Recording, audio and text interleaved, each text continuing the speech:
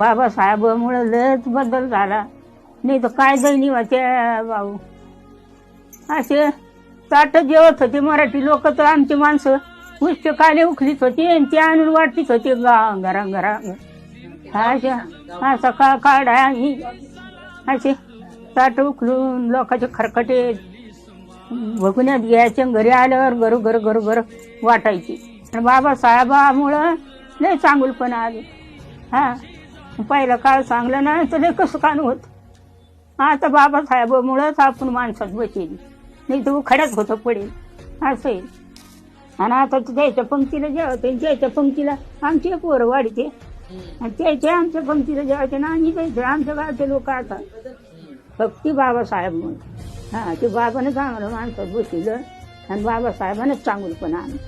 आता बाबासाहेबांना बुद्ध धर्म स्वीकारला, तर शांततेचा मार्ग दाखला. हे